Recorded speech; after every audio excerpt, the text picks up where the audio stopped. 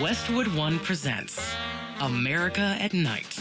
Here's your host, McGraw Milhaven. Let's jump right into it. Lots to get to tonight. Of course, as always, open phones in hour number 3. We'll get to that as usual. In hour number 2, it's in honor of our 250th anniversary. We're going to check in with the national parks, and this time we're going to take a look at the National Mall, the Trust for the National Mall. That's gotten a lot of attention with the reflecting pool and all of that. We're going to stay away from that controversy. But the reflecting pool in and of itself, why is it so iconic? And what about that National Mall? What about the Lincoln Monument? What about the Washington Monument? What about the Vietnam Wall? What about all of that? That's all part of the national parks. We will get into all of that, the history of it, how it all came to be as part of our National Park Series coming up in hour number 2. In hour number 1, there was a story that came out, I believe it was yesterday, about a University of California, Berkeley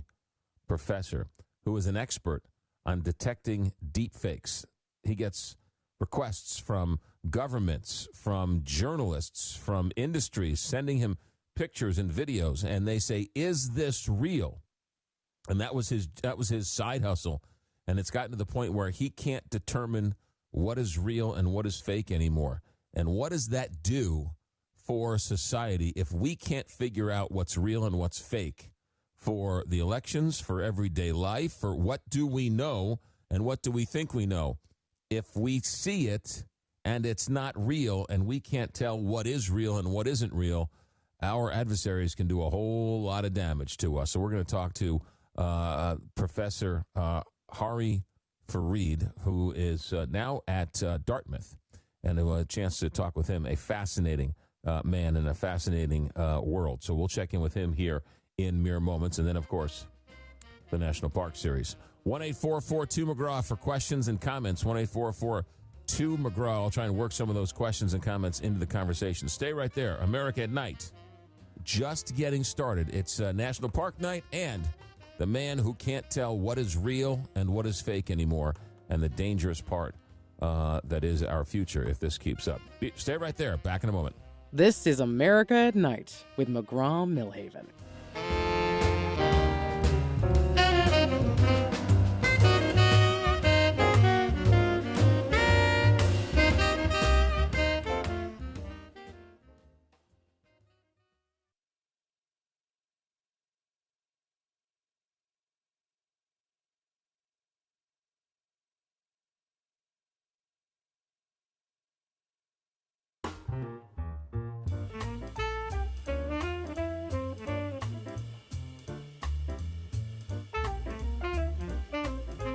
Join the nightly conversation, America at Night, with McGraw Milhaven.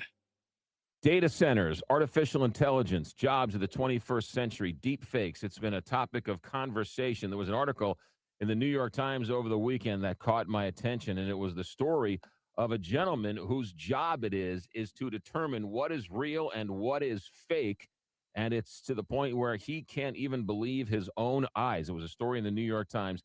He is a professor at the University of California, Berkeley. Hany Farid joins us. Professor, thanks for joining us here on America at Night.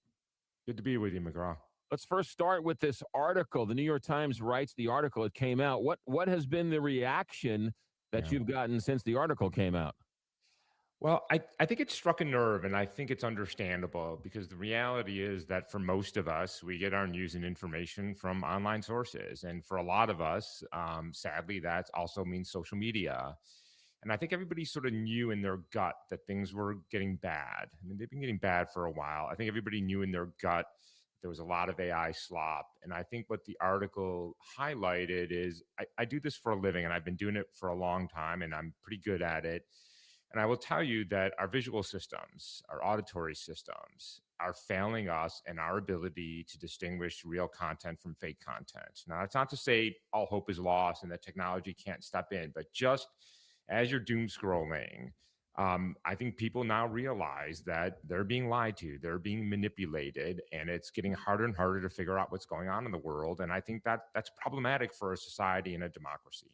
So take us back. You became an expert in determining what's real and what's fake. You started a business, and people call you, journalists, governments, other industries call you to determine, right? You're the ultimate fact checker in a sense, were you not? Ultimate's a strong word. So let me tell you the backstory here. So I started my academic career just around the year 2000, just as we were really in the very early days of the internet and the digital revolution. We still lived in an analog world, but digital was bubbling up. And soon we were full-blown digital world, the internet, digital cameras, everything became digital. And we lived in what I call the Photoshop days, where you can manipulate content, but it took time and skill and effort. And now we're in the AI version of this. And along the way, my academic work was in developing computational techniques and mathematical techniques to distinguish what is real from what is fake in content. And that problem has exploded in the last few years thanks to AI. And so, yes, both as an academic and over at Get Real Security, a company that I co-founded, we work with media outlets, we work with governments, we work with the courts, we work with enterprise, we work with financial institutions, we work with individuals when they need to figure out what if the content they are looking at is real or it is fake. And I would say that the scale of the problem has exploded in the last few years. It was something I could usually manage as an academic. And a couple of years ago, we realized this problem is just way too big to handle as an individual, which is why we started Get Real. And so some of the things you do to determine what's real and what's fake, I mean, you painstaking detail. Give us a couple of ideas of what you do to prove something to be real or to be fake. Yeah, let me preface that answer with there is tension in that question, because when you ask me how do you figure out something is fake, it's not just you and your listeners that are going to pay attention. It's the bad guys who are like, oh, Sure. I see what he does. Let's figure out how to work around that. So we'll talk about it, but understand that there are things that I won't talk about because this is a fundamentally adversarial system. All right, so let me give you a few examples. So this is let me preface this also by saying I'm going to talk about things that are political and things that happen in military conflicts. I'm not politicizing this. This is just the reality of what is happening. Is that we deal in some cases with very high stakes cases. So in the New York Times article, they talk about the video of what looked like a Tomahawk missile striking a school in Iran that killed some 150 people, most of them schoolgirls. And there was a lot of controversy around that. Initially, the U.S. denied their involvement in it, and then the video was released showing what looked like a U.S.-made Tomahawk missile. And the article talks about the effort. I mean, really, it was almost 2 days of analysis because it was such a high-stakes case, and it was things like measuring the size of the Tomahawk missile in the video and determining if that's consistent with what we know to be the physical size of that missile. It was looking to see if the Tomahawk moved in a trajectory that was physically plausible. It was analyzing the shadows and the geometry in the video. It was looking at the differences between when you saw the explosion and when you heard the explosion and asking, is that consistent with the physical distance because of the differences in speed of light and speed of sound? And so you can see that these analyses are not just push a button, get an answer, move on. Right? They require, in some cases, highly detailed analysis. Now, look, in other cases, it's more straightforward. We can take a audio of somebody speaking, run it through a computational technique, say, nope, this is an AI-generated voice, and that can take seconds. And then sometimes it takes hours, and sometimes it takes days. And when we work court cases and criminal cases, national security cases, the stakes get very, very high, very, very fast, and then you take more time and more effort is involved. It hit home to me not too long ago. I called customer service for Major League Baseball. I had a question about my Major League Baseball subscription, and I called and I had a conversation with customer service. And 3/4 of the way through the conversation, I was like, wait a minute, this isn't a real person. But I was holding the conversation for a good 15 minutes before I realized, wait a minute, this isn't a real person. That's what we're talking about, how original and how unique and how conversational and how real it seemed to be having a conversation with a fake person.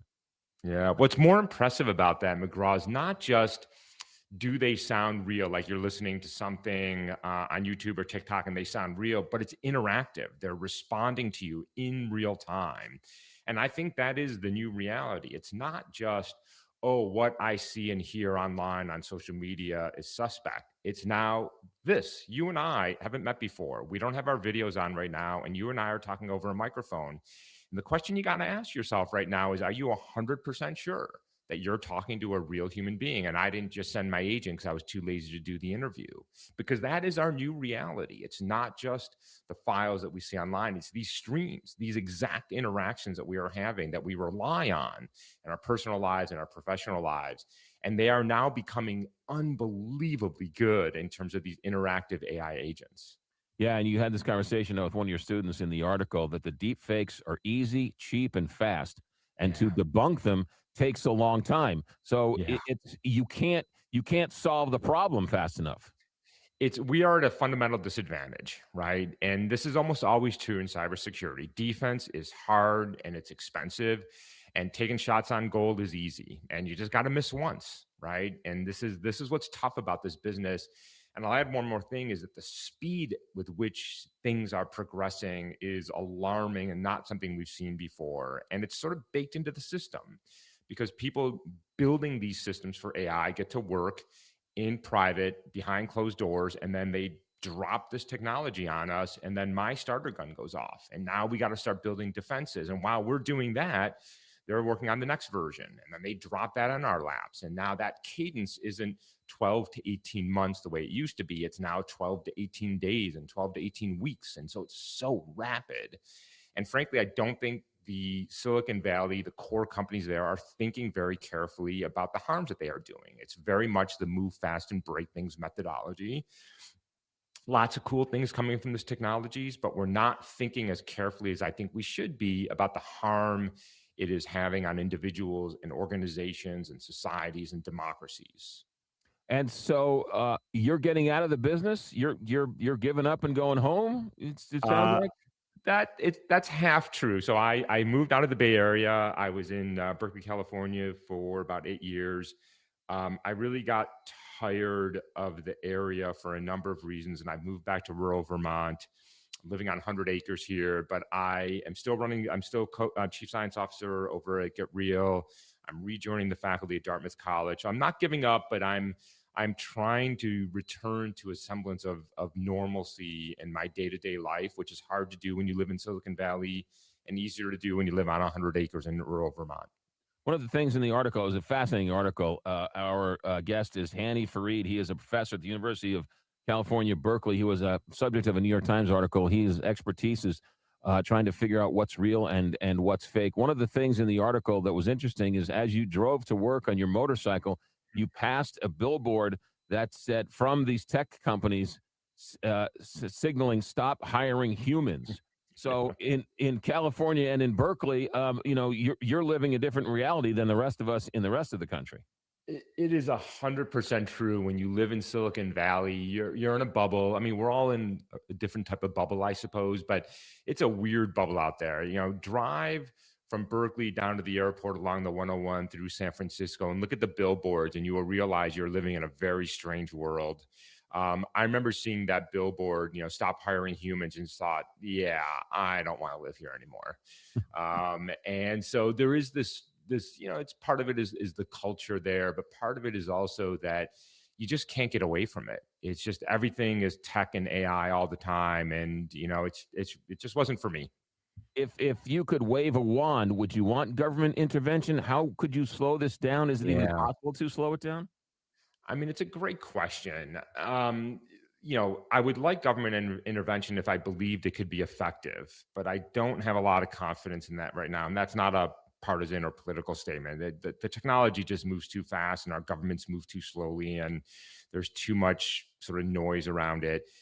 I'd like to see this being industry-led, but I'm also not naive. I think if I'm being honest, I think the most likely place that will create guardrails is liability, which is that when these companies start to inflict harm on individuals and organizations that they knew or should have known, the courts are going to step in and start slapping them around hard. And you're already starting to see that. You're already starting to see massive settlements. After 20 years of the harms from social media in New Mexico, there was a 400 million some odd lawsuit against Meta and Facebook for what they knew was harmful. So I think the courts are going to start creating liability. I don't think that's perfect, but what it does is it tells these companies that if you don't get your act together, we're going to sue you back to the dark ages. And when we do that, they tend to create safer products. And we know that from the physical world.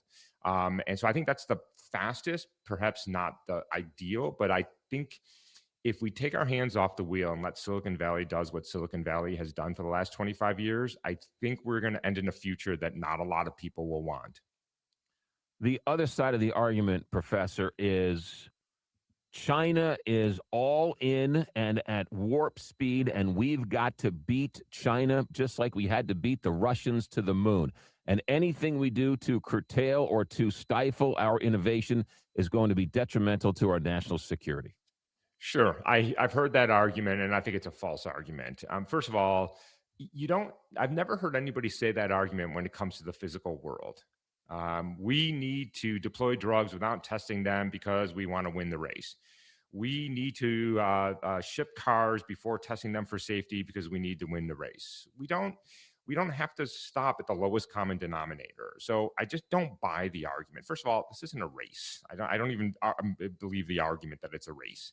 I think there is a way to innovate that is smart, that is safe, and that works for us and not against us. And I don't buy the argument that you have to move fast without any thought to the harms that you are creating because somehow you're in this fictional race. I don't buy the argument. Your wife is a professor of vision. Is that right? She works in the vision field? She's a visual neuroscientist, yes. And in the article, she talks about how our staring at the computer screen all day long is actually changing our eyesight and having a negative effect on things? Yeah. So, well, first of all, there's lots of problems with staring at a screen all day long. Some of it is mental, IQ, emotion, doom scrolling. But yes, there is an epidemic of myopia, if I can channel my wife, who is 10 times smarter than I am, which is becoming a serious problem because it leads to eye disease and blindness. I don't think anybody fully understands why, but it is hard to separate it from a huge, massive change in our lives in terms of screen time. And there is reasonably good evidence that that is a culprit. And it is really worrisome when you see the trends. This is not a small effect. And it is something that 10, 20 years from now, when these young people who have spent their lives staring at a screen 3 inches from their face are going to start to have some serious problems with their visual systems. That is Hany Farid. He is a professor at the University of California, Berkeley, considered one of the foremost experts in trying to distinguish what's real and what's fake on the internet. He is employed by and hired by governments and journalists all around the world trying to help decipher what is real and what is fake. He was the subject of a New York Times article. We will come back, talk more with him. Hold that thought. America at Night. Back in a moment.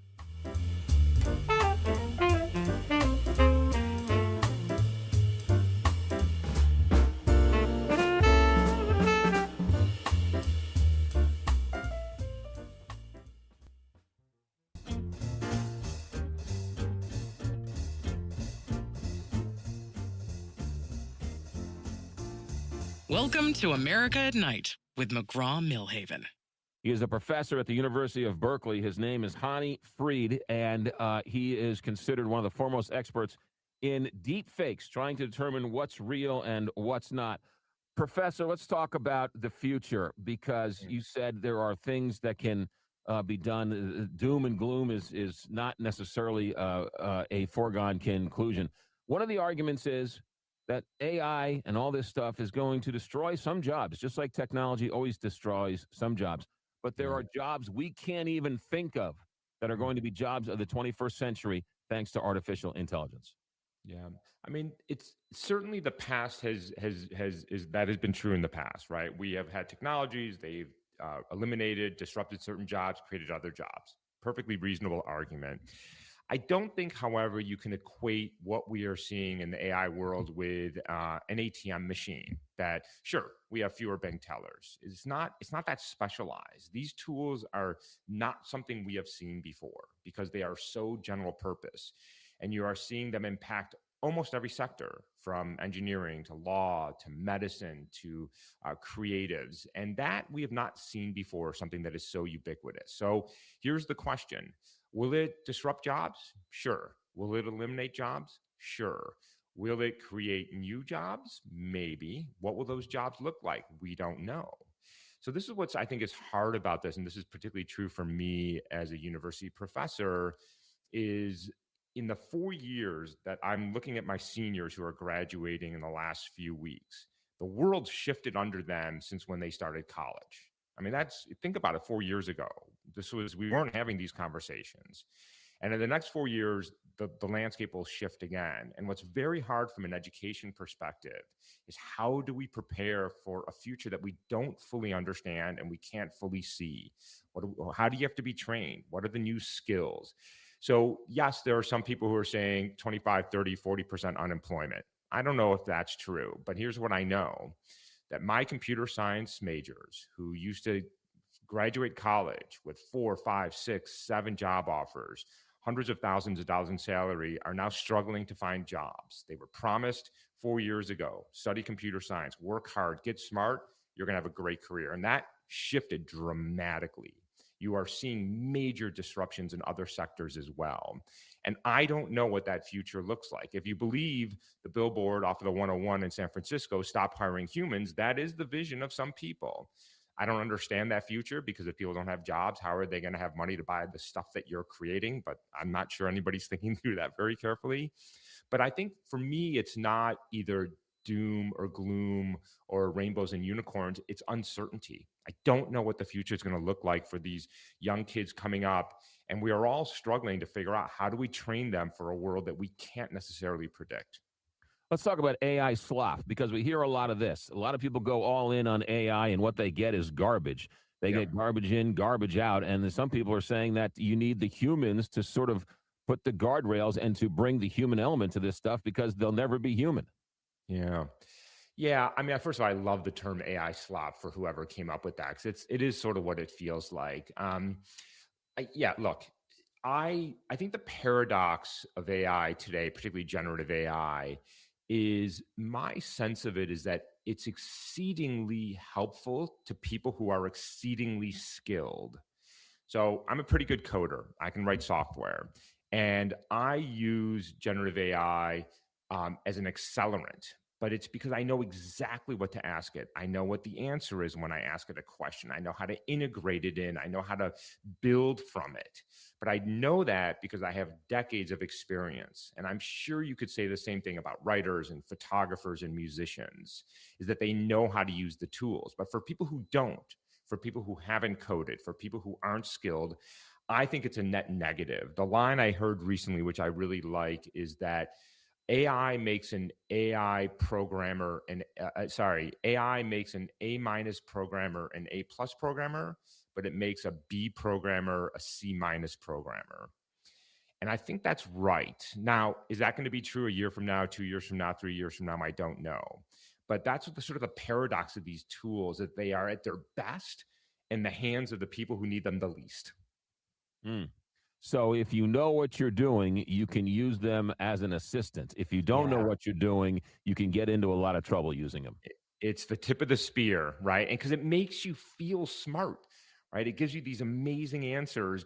And I can tell you, when I ask it questions about things I know about, I know when it's full of crap, and I know when it's not. And I know how to leverage that, my expertise, which always makes me nervous when I use it for things I don't know a lot about, and makes me cautious in that regard. You're a professor. You're dealing with 20, 19, 20, 21, 22, 20, 23-year-olds. The UK just announced they want to ban social media for kids under 16. Australia's done the same thing. You think that makes sense? I think it should be 30, but I'll live with 16. Yes, I think it does make sense. I think there's overwhelming evidence that social media is a net negative. Not that there are no positives. Nobody would say that, but it's a net negative. And I think that we have been doing an experiment on an entire generation or two of young people. By the way, I'm old enough to remember when I was in high school, we had a smoking lounge in my high school. Kids were allowed to smoke at 16. And we realized after a while, that's a pretty dumb idea. I don't think this is that different. I am supportive of it. I think you are seeing massive mental health crises among young kids. And I think it's hard not to at least partially link that back to the negative impacts of social media. And I think if we are cautious here, and maybe even overly cautious, that is better than the experiment we've been running for the last 20 years. Have you seen a difference in the students you've seen over the years because of social media? 100%. 100%. Attention, anxiety, depression, up and down the board, you have seen an impact. And when you talk to them, it's not just you talk to individuals and they will tell you they're addicted to it. They don't like it. It's like any other addiction. They know it's not good for them and they can't pull themselves away from it. And here's the advice I give them, and the students who follow it are thankful for it, is I know it's hard to delete social media. I understand that it is by design highly addictive. So here's what I tell students, and I encourage anybody listening to do the same thing. Just delete it from your phone. You can leave your accounts up. It's fine. I mean, I think you should delete them all, but keep them up, but take it off your phone. Take the apps off the phone. And if you need to talk to your friends on your machine, then you can, on your laptop, that's fine. You can do that. And the benefit of that is you're not constantly on it. Every waking moment, every spare minute, standing in line, just get away from the screen. And I will tell you, I can't tell you how many students have taken that advice, and a week or two after that they've taken it, how grateful they are for it, how free they feel from the social media. Professor Hany Farid is with us, professor of University of California, Berkeley. He's an expert in deepfake and what's real, what's not. He was a profile of a New York Times article that got a whole lot of attention. We're talking to him for a couple more minutes. You know, we were talking about China earlier. TikTok in China is very different than TikTok here in the United States. So the Chinese government understands how dangerous it can be to their own children and don't expose them to the same things we are exposing our children to here. Yeah, and you got to ask yourself, what are we doing? No kidding. What are we doing here? I mean, and by the way, it's sort of baked into the product. I mean, you can point to TikTok and criticize it, but all of social media, Facebook, Instagram, TikTok, YouTube, all of it is designed to draw and suck your attention, to deliver ads, to get you to buy stuff that you don't need. It's the core business model of Silicon Valley. And I think it is sort of the original sin. It's why I think social media is so awful, is that it doesn't have to create a good product or a healthy product or a decent product. It just has to make an addictive product. And if this was the physical world, tobacco would not be a terrible analogy, right? And so I think the US has been, although we are the ones who, putting TikTok aside, started all of this. Australia has woken up. The UK, as you just mentioned, has woken up. The EU is waking up. Canada is waking up. Other parts of the world are starting to wake up to the harms to entire generations and adults. And I think there's going to be a course correction. And the question now is, how long will it take for the US to wake up? Now, the good news is, while at the federal level, you're not seeing a lot of action, you are starting to see it at the state level. From the lawsuits like in New Mexico and California recently, but also at the state level, starting to ask questions about, like, is this really what we want for our kids? And I would go even broader than that, is that over the last 20 years, we thought it was a good idea to put more and more and more screens into our schools, from early education to primary to higher education. And there is now a growing body of evidence that suggests this is a bad idea. This is leading to bad learning outcomes across the stage. And we need to fundamentally rethink that before we start having the great idea of throwing AI agents into all the classrooms as well. We have to really start taking this seriously, because the fact is that Silicon Valley is incentivized to stick their products into our classroom where the kids are young and impressionable and get a lifetime of customers. And I'm not sure, and there's good evidence that this is good for education or for our kids. It was that story a couple of years ago where the Silicon Valley executives have their nannies sign non-disclosure agreements, and part of that is they're not allowed to bring a screen into their home, right? Yeah. So, I mean, they understand the damage these screens are doing. 100%. And if you go to Palo Alto and the fancy pants schools where all the billionaires' kids are, they don't have screens. So those screens are good for your kids, but not for their kids. They know what they're doing. And I think, America is going to have to wake up that we are being conned. Well, a couple more questions here with Professor Hany Farid. There's an article in the article in the New York Times. You talk about a painting that you saw years ago, and it sort of has stuck in your mind. What's this painting, and what does that painting say about that? Yeah. So this is the beauty. So I started my career at Dartmouth College for 20 years. I moved to Berkeley. I just moved back, so I'll be restarting at Dartmouth College in about 2 weeks. And in the basement of the Baker Berry Library is a beautiful set of murals by Jose Clemente Orozco. He painted 3 in North America, and Dartmouth is home to the largest one. And there's a scene showing academics wearing graduation garbs rendered as skeletons, giving uh, birth to a tiny little skeleton while they're writing books. And behind them, the world is burning.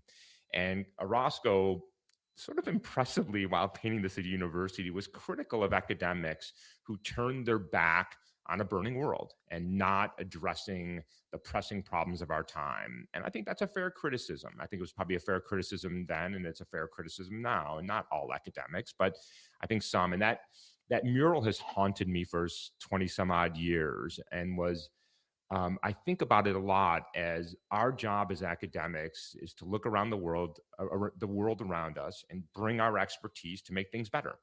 And I think that is not something we've always done well in academia, and I think we can do better.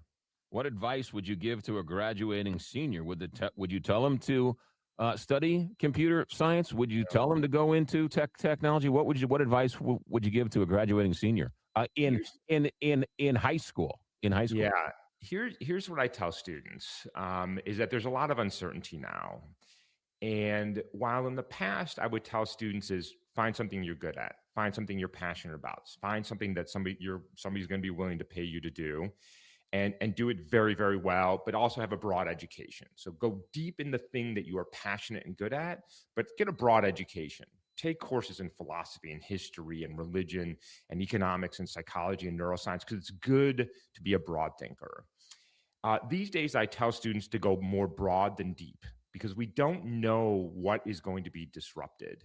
We don't know sort of the winners and the losers. So a broad education in computer science, in mathematics, in engineering, in the sciences, in the social sciences, learn how to write, learn languages, learn the sort of, if you will, the soft skills as well. Because I think everything is going to be important, as it always has.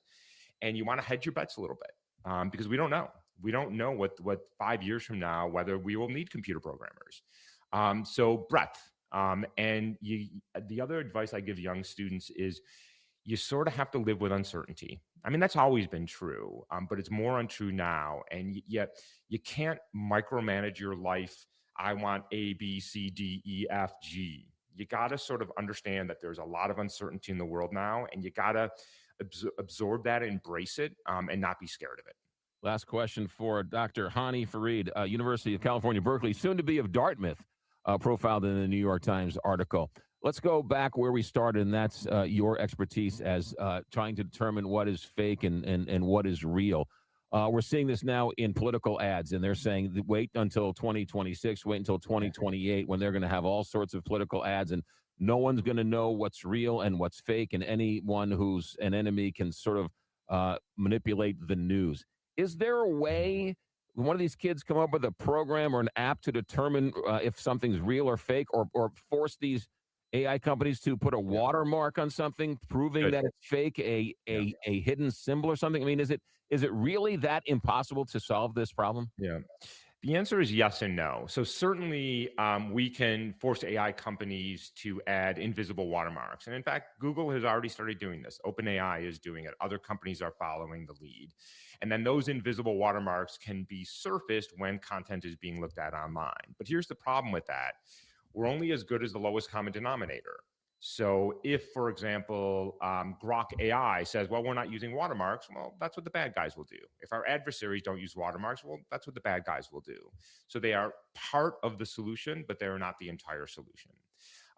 Can we build technology like what is my bread and butter as an academic to detect manipulated media? Yes.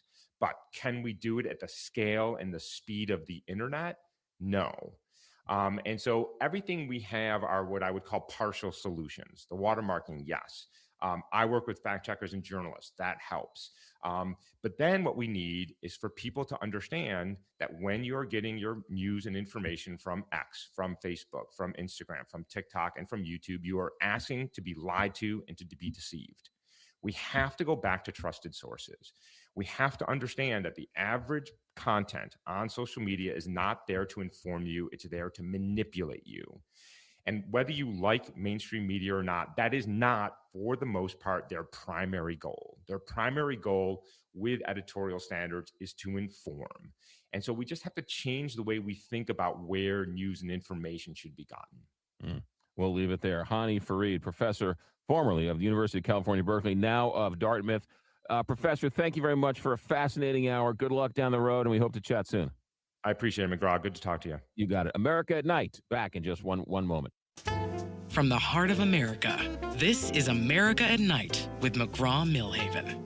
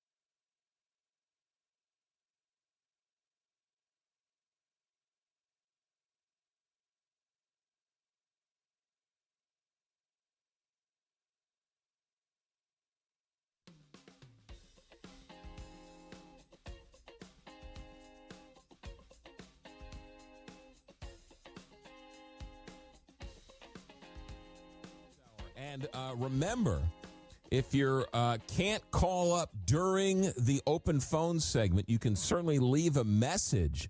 1-844-2-McGraw, 1-844-262-4729.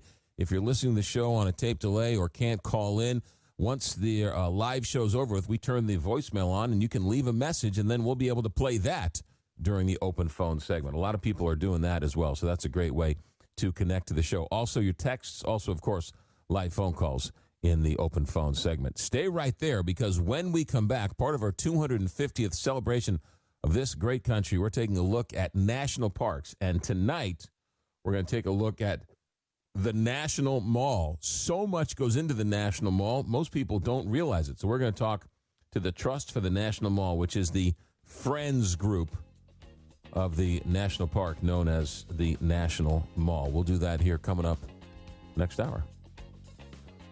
Our executive director is Alex Hinton. Our engineer tonight is Richard Good. I'm McGraw Milhaven, and this is America at Night on Westwood One.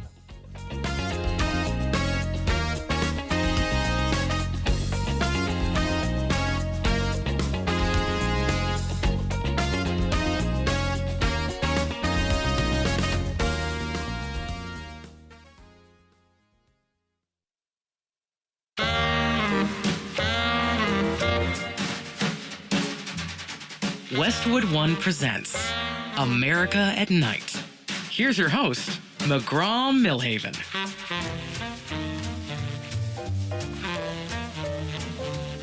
Thanks for staying up late on a Tuesday night. We'll take some open phones next hour. But this hour, in honor of our 250th anniversary, we have decided to do a deep dive in the national parks. And so each and every 2 weeks, we check in with a national park, and it has gotten rave reviews, and we've done big ones and small ones and parks everyone thinks they know about and parks no one's ever heard of. Well, tonight, probably one of the most iconic national parks, and that is the National Mall. And Catherine Townsend is the president and CEO of the Trust for the National Mall. Catherine, welcome to America at Night. Thanks for joining us. Hi, and thank you, McGraw, for having me and the Trust for the National Mall. Excited to be here. You betcha. So explain the National Mall. We think we know what the National Mall is, but what does it encompass? Well, the first kind of cool thing is that it's the home to the three iconic monuments and memorials. The Washington Monument, which most people recognize, the obelisk that stands in the middle, a monument to George Washington, and then it's got the Lincoln Memorial, the Jefferson Memorial. It's the 2 miles from the Capitol to the Lincoln and the cross access from Jefferson Memorial and the Tidal Basin to Constitution Avenue. It's home to multiple memorials and wonderful structures that the Trust has renovated, restored. And it's also home to the 3,700 cherry trees that everybody anticipates its annual blooms every spring. So it's a pretty fabulous landscape. It's about 770 acres in total. The World War II monument considered on the National Mall? Yes, it is. It's in the monumental core, right there on the reserve. Yes, it's right there in the middle, basically. Yeah, and then the Vietnam Wall also part of the mall as well, right? That's right. It's home yeah. to military memorials, the Vietnam Veterans Memorial, Korean War Memorial, World War II. It's got the FDR Memorial and the Martin Luther King Memorial, the Jefferson. There's a little known, but also very cool little gem memorial called the George Mason Memorial that sits behind the Jefferson Memorial. And and then there's some adjacent memorials. There's some gardens that have been, the German-American Friendship Garden is right there next to the Washington Monument. It also has some pretty cool structures. It's got the Sylvan Theater, which was, it's an over 100-year old space where performing arts performances have taken place, and it's kind of slowly been renovated over time. But it is one of our signature restoration projects that we're working towards in honor of the 250th. Yeah. Getting ready for this interview, our crack staff here is telling me that the Ford's Theater is also part of the National Mall. Is that correct or no? Well, so actually, the Ford's Theater is off. It's adjacent to the mall. It's not on the mall. It's actually more towards the downtown area, 10th Street, and off of Constitution Avenue, but Pennsylvania Avenue, excuse me. But it sits within the National Park Service administrative division called the National Mall and Memorial Parks. So the Trust for the National Mall is the nonprofit, philanthropic, nonpartisan partner to the National Park Service for this division called the National Mall and Memorial Parks. And within that are about 14 National Park Service units and a number of commemorative works, monuments, and memorials. So the Ford's Theater is considered a National Park Service unit, but it's within our umbrella division.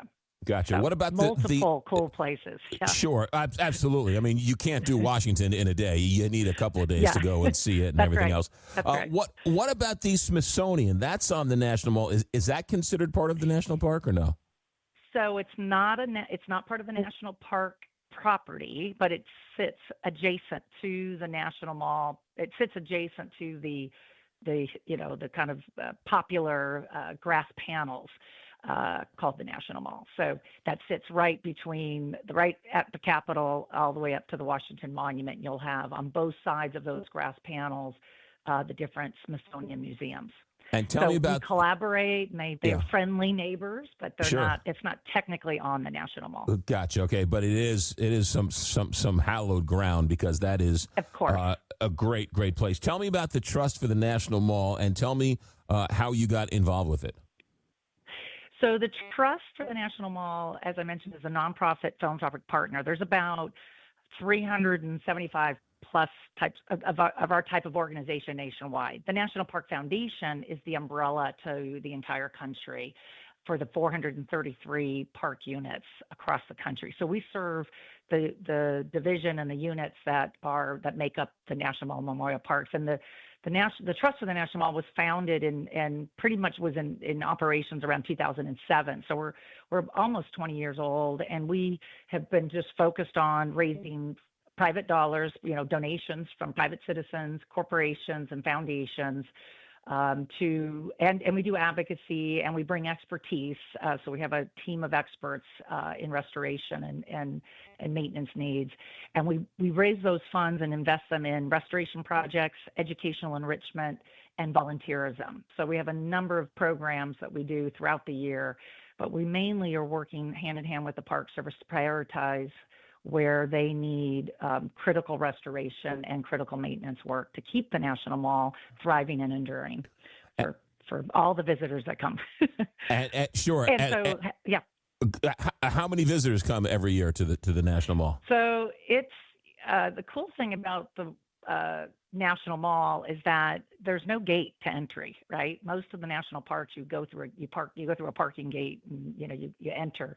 It's open on all sides, so you can imagine just the floods of people that come in, depending on the event or activity that's happening, or just wanting to come visit these great monuments and memorials, and the fun historic structures on the mall. So we get about 36 million visits a year. And they anticipate close to 50 million this year because of the special 250th anniversary year. Of all of those special places you mentioned, probably the crown jewel is the Lincoln Memorial and the reflecting pool. And getting ready for the interview, I knew, but I didn't know how many times it shows up in movies, television shows, stories, books, pictures. I mean, right? The reflecting pool and the Lincoln Monument, probably one of the most photographed places in America. That's true, and it's also the most visited memorial in the country. It's got about 7 to 8 million visitors that just go, in and out of that chamber and walk up those stairs. But it's a magnificent space, and obviously the statue of Lincoln in the chamber and the significance to the space is it's incredible. It's the home to Martin Luther King Jr. speech and Marion Wright Anderson's singing from the steps, and it just has a ton of history. It's so busy, 24/7. There's so much activity going on at that space. It's a really beautiful element to the National Mall. You also forgot Forrest Gump addressed the crowd there as well. That's right, and Forrest Gump. It is a signature. It is a signature place, and it sits right there. We call it the Monument Core. It's like the most trafficked area is like walking up along the reflecting pool to the Lincoln, around to the Korean, by the U.S. Park Police Horse Stables, which I'd love to talk to you about, and the World War II Memorial, and then it comes back around to Constitution Gardens and the home to the 56 signers of the Declaration of Independence Memorial, and then the Vietnam. So it's that area gets a ton of traffic, and it's a pretty cool part of the National Mall. We're going to come back and we're going to start with what's underneath the Lincoln Memorial. We're talking with Catherine Townsend, President and CEO of the Trust for the National Park, part of our 250th celebration of this great country, looking at the national parks. And this week, we're talking about the National Mall. America at Night, back in a moment. Live from coast to coast, this is America at Night with McGraw Milhaven.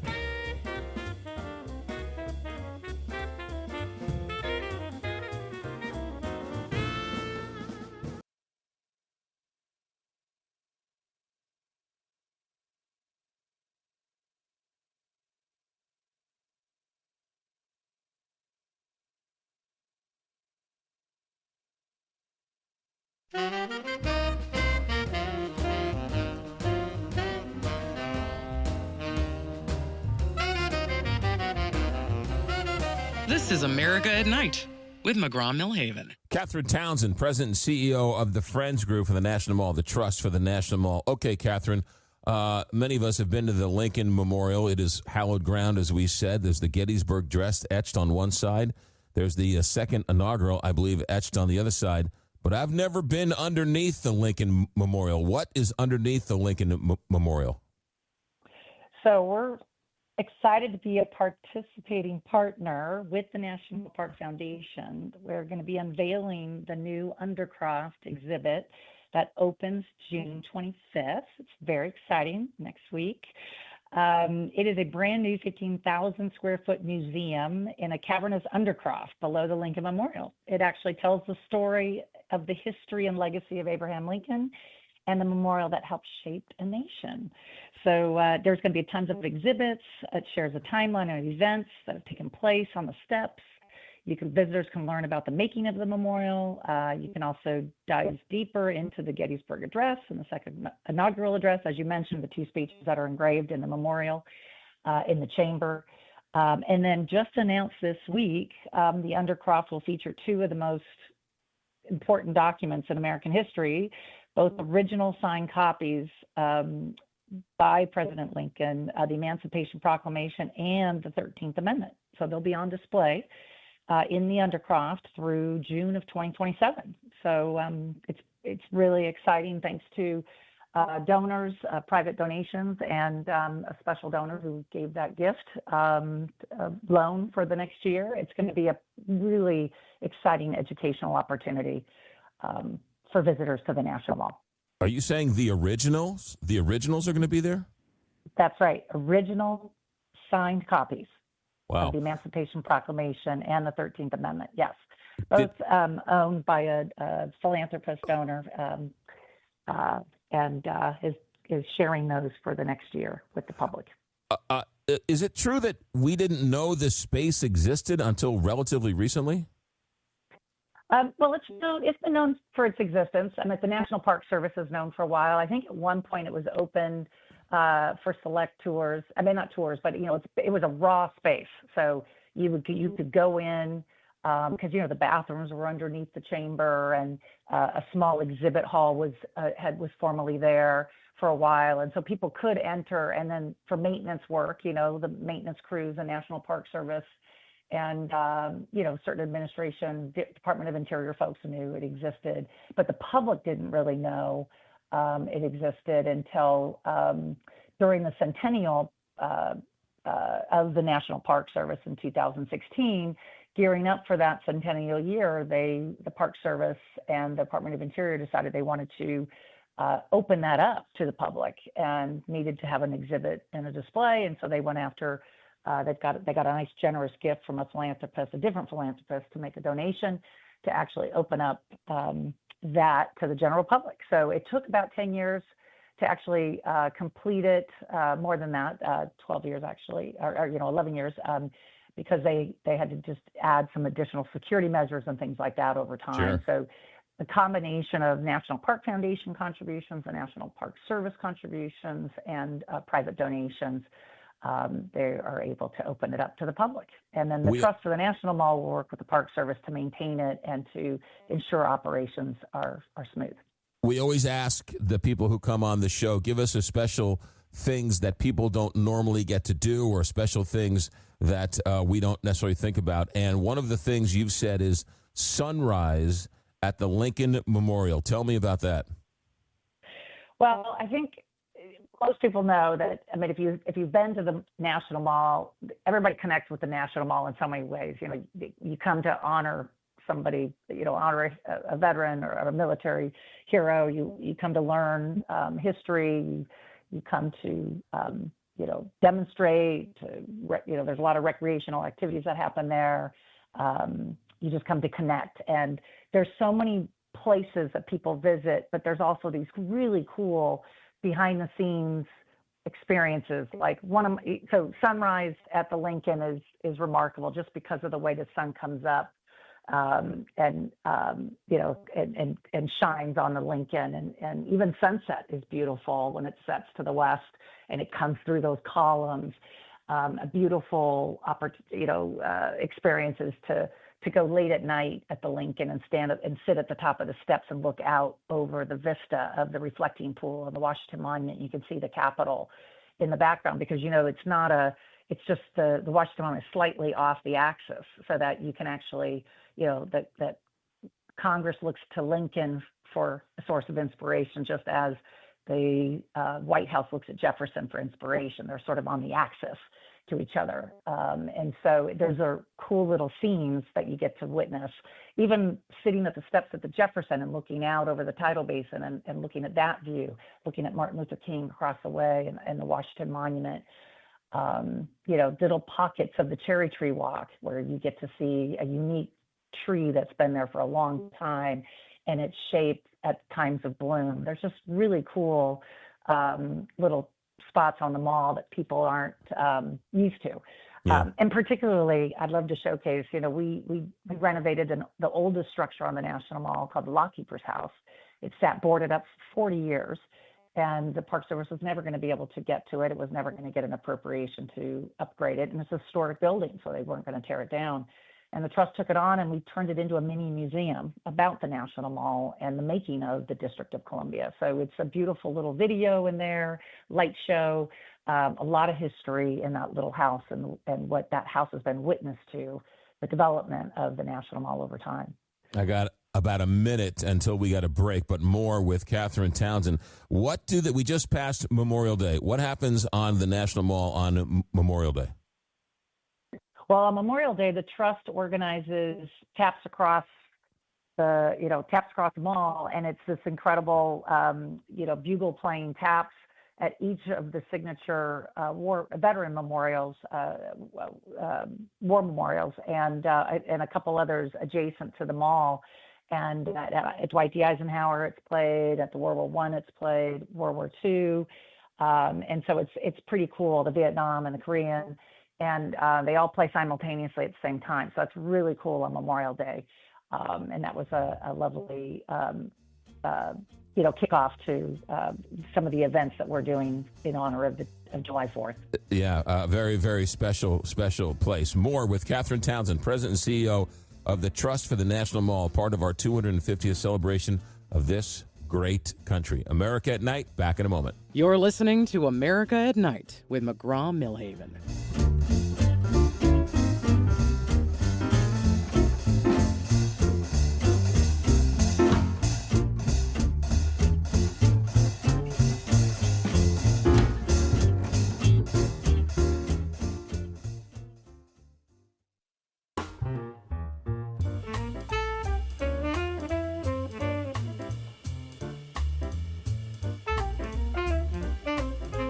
Join the nightly conversation, America at Night, with McGraw Milhaven. Catherine Townsend is President and CEO of the Trust for the National Mall. That's the Friends group that helps out the National Mall and Memorial Parks. Catherine, you mentioned horse stables. I've been to the National Mall a couple of times. Where are the horse stables, and what are they? So the U.S. Park Police Horse Stables and New Education Center is located just south of the reflecting pool, next to the Korean Memorial, in between the Korean Memorial and the World War II Memorial. There's also a D.C. War Memorial for the veterans that participated from Washington, D.C. But it's a beautiful, new, state-of-the-art stables. They were originally built for the bicentennial and just sat there. They were temporary structure. They sat there. They wanted them to continue, and they just didn't take care of them very well. The horses were in not very good condition, and they were dilapidated old stables. So we basically raised $22 million from private donations, flattened just completely removed the old stables, built state-of-the-art new stables, and added an 1,100 square foot education center. So now visitors to the National Mall can go in and learn about the mounted unit. They can learn about the horses, how the horses get trained, how they're cared for. They can actually see the horses because the paddocks are out in front of the building and the structure. So people just get really excited, and kids get excited to see them and talk to the horses, talk to the mounted unit officers. And it's really teaching the visitors about how the Park Police mounted officers, the oldest unit in the service in Washington, D.C., actually safeguard the National Mall. And they're really treated like ambassadors when they're walking around the National Mall, taking care of everyone and the visitors. People just have to migrate to them and have to touch them and have to talk to the officers. It's beautiful. Yeah, and so sure. We're so proud of that project, and we're actually celebrating its third year open and operating, and we've got a lot of activities happening there tomorrow, actually.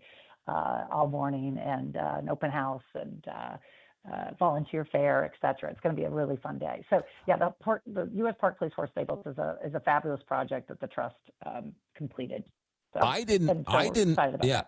Let's talk about the Washington Monument for a moment. I didn't know that there was an earthquake that did some damage to the Washington Monument a couple of years ago. McGraw, how could you not have seen that in the news? Yeah, it happened in 2011, and pretty significant shake. And you can imagine there was cracks the stones and kind of shook up the interior. But that structure is designed pretty amazing. That there's no mortar. There's no mortar in between those stones. So anyway, so there was a private donation that was given to the trust that we gave to the Park Service to help do the repairs to the structure, and it had scaffolding on it and kind of lit up at night. That was kind of a unique kind of look for a while, and then it reopened to the public. And a couple of years later, the Park Service included some upgrades to the elevators and put together, built a kind of a state-of-the-art an entry screening area to the monument for more security. So, sure. It's beautiful, and it's beautiful from the top. Yeah. Can you go to the top? Can you get tickets and then go to the top? Yeah. Oh, absolutely. It's open to the public. You have to get time tickets, but and you can wait in line, or you can go online in advance to get your tickets, and it's free, except for a convenience fee online. Otherwise, you can stand in line and get a free ticket. But it's beautiful. You can go up to the top. It's 550 feet, 55 feet, and it's got a 360-degree view from the top. It's absolutely a gorgeous view. And you can also check out at our nationalmall.org site, you can check out our monument cam, so you could see the facing facing west. You can actually see the reflecting pole and the Lincoln through our monument cam. So that's on 4th of July and fireworks. You can see those as well. How about that? Somebody on the go ahead, real quick. Go ahead. What do you got? I was just going to say, a lot of people don't know that the Washington Monument. A fun fact in general is that all the monuments and memorials on the National Mall were built or restored by private philanthropy. And so, what's the cool thing about the Washington Monument, which is the first 155 feet have a different colored stone than the rest of the monument. So the first 155 feet was built by private philanthropy, and the rest was built by the government.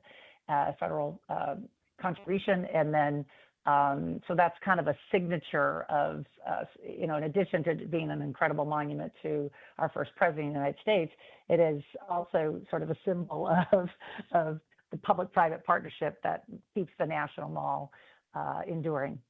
Somebody on the text line wanted me to ask you if there is from Baltimore. It says, ask your guest if there's a mini Washington monument buried next to the Washington Monument.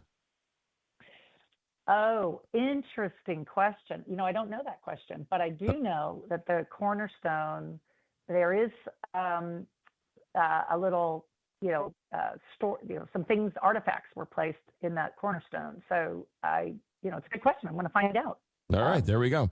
I'll try to see if I can find it out while I'm talking to you. No, we can do it. That's a good fun fact. We'll have to. The other thing is that we will do some research and maybe put that on our National Mall Gateway, which is our brand new digital civic learning platform. You can learn everything you want to learn about the National Mall by going to gateway.nationalmall.org, and we might just have to put that on as a fun story if we're allowed to share that.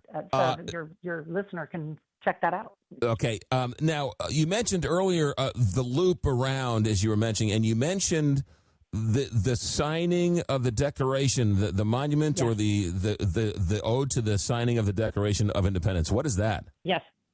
So that is one of our signature projects in honor of the 250th. It's one of the things we are focused on, finishing that fundraising drive so that we can get that project underway. The Constitution Gardens and the memorial to the 56 signers of the Declaration of Independence, two separate elements that overlap that are together. The Constitution Gardens was built for the bicentennial.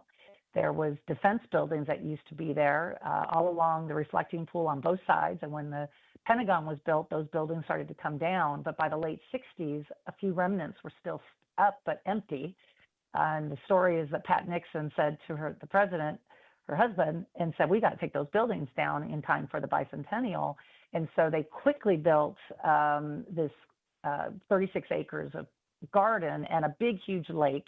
And it's about 36 acres. And the lake, but it was done very quickly, and it's a 2-foot cement bottom pond, fake lake we call it, that's not very environmentally friendly. Now, in the middle of that lake they built in 19, it was a gift to the nation from the bicentennial. The commission gave the memorial to the 56 signers. So that sits in the middle of the lake.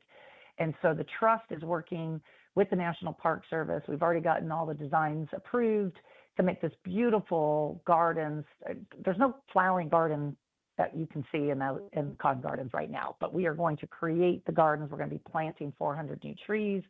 There'll be a beautiful ring in the middle of the lake, model boating in the summer for kids, and it'll just be a much more thriving space that's more activated with the general public. And so we're excited about that, and we really want to make that a gift to the nation for the semi-quincentennial. Okay, let's talk about some of the sort of more non-official things. I've seen pictures of like softball games on the mall and tag football games and pickleball stuff. I mean, you used to do. You have. So tell us about those types of things on the mall. So what we'd love your audience to know is that the National Mall is open to everyone to permit any type of activation, art installation, an event, demonstration, or a sporting event. So there's about 9,000 permitted events on the National Mall. A portion of those are First Amendment demonstrations and First Amendment activations or activities. And others are these variety of other things that happen on the National Mall. So about half of the 9,000, about 4,000 plus permitted events are sporting events. They're soccer games, baseball games, Frisbee. And then the Trust actually organized for the last 3 years the National Mall of Pickleball. And that was an educational activation with one of our partners to bring, much needed attention to sport and physical activity and to kind of curb social isolation for, elderly Americans. And so, but we found that the pickleball is for all the ages. So that was really fun that we ended up with a lot of, we had 850 players out there and even a congressional pickleball match as well. So there's a lot of activity out there and people don't realize that. They might see some open vistas, but throughout the year, there is almost every square foot of the National Mall is permitted for some type of activity that draws hundreds of thousands of people out. Which leads me to my next question is the grass has got to take a beating, but you have a turf restoration project. Tell us about that. Yeah, so the grass turf panels that are located right in front of the Capitol all the way to the Washington Monument, those went through a significant restoration project back in 2014 to 2016. So this was all part of a congressional appropriation because the grass panels were a mess and hard surface, and it was basically cement dirt. You couldn't really keep the grass maintained. So the whole program to create cisterns 4 feet deep under those panels, a whole mixture of certain types of mixture of sand, and a bunch of different grass seeds, consulting with the experts at Major League Baseball and NFL and the PGA, the experts in turf to bring like a really resilient turf program to those panels. And that actually has spread across the National Mall to the grounds of the Washington Monument and to the JFK hockey fields, which is just south of the reflecting pool and next to the horse stables, and just all around throughout the National Mall now. So the grass looks really, really great, but it always needs care because every time you have an event or an activation, it gets damaged to the turf. But they do have, new policies and guidelines that keep certain activations and certain things not on the grass for too long so that it can maintain its beauty and resiliency and beauty for all sorts of events. So even if you have everybody coming out for an inauguration, there's ways to make sure that the grass stays nice. What's your favorite part of the mall? Oh, good question, McGraw. I love our projects, so I'm always partial to those. I just, when we opened up the horse stables in the Lockkeeper's house and watching people's face when they see it and have an aha moment, they had no idea that they were there and what they can learn from them was really, really cool. But I have lived in Washington, D.C. for over 35 years. And my joke was always, it's America's front yard, but it was always my backyard and my kids' backyard. So they grew up on the National Mall, and we attended so many things, just going there and biking or going to different, the Folklife Festival or, different art installations. We had a beautiful art installation from the Trust called Beyond Granite, which was incredible to do temporary commemorative works of art, not to sort of highlight the opportunities for artists to showcase different types of commemoration. But I love the Lincoln. The Lincoln's very special to me because each of my kids were part of their school going up, and at fifth grade, the entire grade took a line of the Martin Luther King "I Have a Dream" speech, and they all got to go up there and recite a line at Martin Luther King Day. So as a parent, watching each of my 4 children when they were in fifth grade go up there and do that those stairs have a very special meaning for me, and just the beauty of what the National Mall can represent for this country. And it is the greatest symbol of American freedom and democracy. So it is just so special for so many people. So I have multiple favorite spaces. Sure. That's acceptable. I will allow you. I will. The last question. I have a minute and a half left. Catherine Townsend.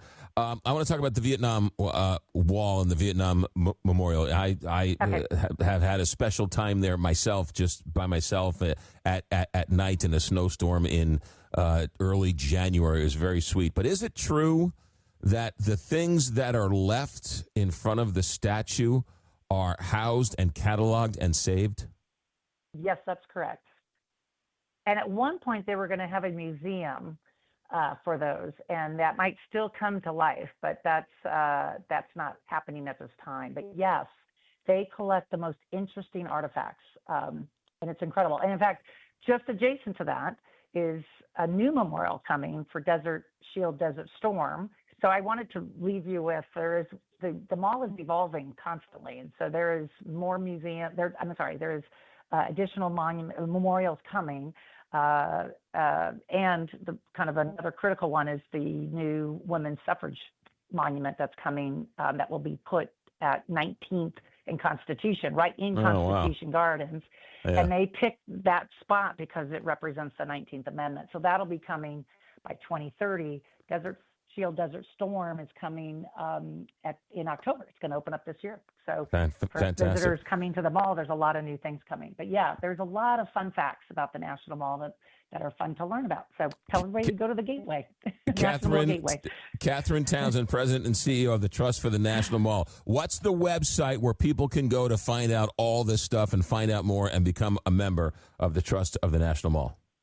Well, they can go to nationalmall.org. That's super easy. They can also go to nationalmall250.org to learn about all the cool things happening at the 250th and the projects and programs that we are investing in and raising money for that need the general public support and ongoing annual programs and some of our signature projects. And then, of course, what I've just said several times, the National Mall Gateway is really your one-stop shop for learning about the National Mall and getting teachers and students. We have a huge teacher portal there. We have a lot of teacher trainings that we do. Beautiful. And we'd love to get all teachers across the country involved in that, in using it as an incredible resource. Catherine Townsend, President and CEO of the Trust for the National Mall. Thank you for a fascinating hour. Good luck down the road. Great. Thank you so much, McGraw, for having us. America at Night. You got America at Night. Back in a moment.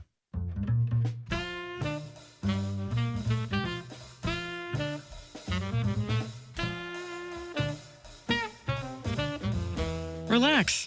You're listening to America at Night with McGraw Milhaven.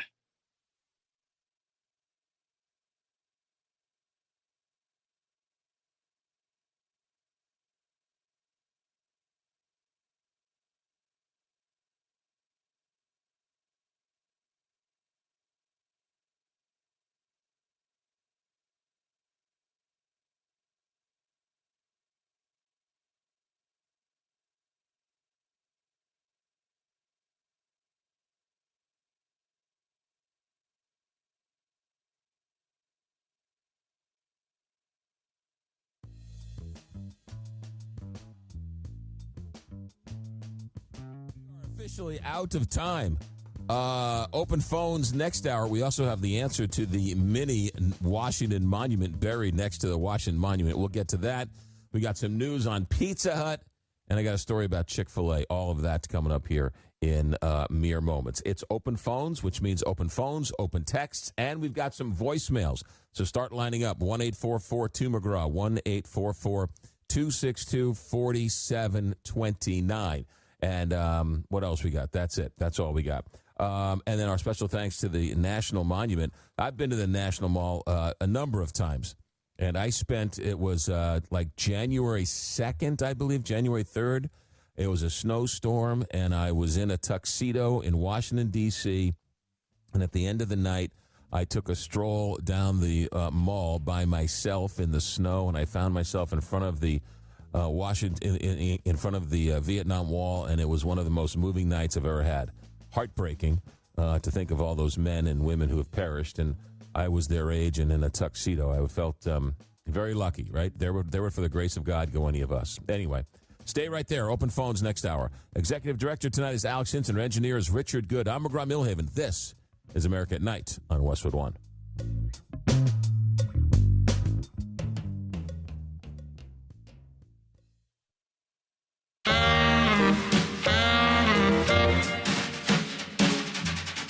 Westwood One presents America at Night.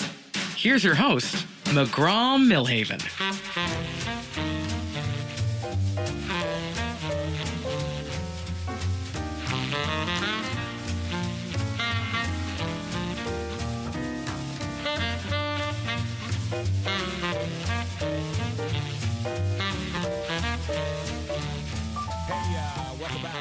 Open phones, 1-844-2-McGraw, 1-844-262-4729. Phone calls, text messages, and yes, voicemails. If you're listening to this after we have finished airing it, after we have been broadcasting it live, and you want to chime in, you can certainly call. And if you get a voicemail, how do you know if we're doing this live or if it's Memorex? Well, call in 1-844-2-McGraw.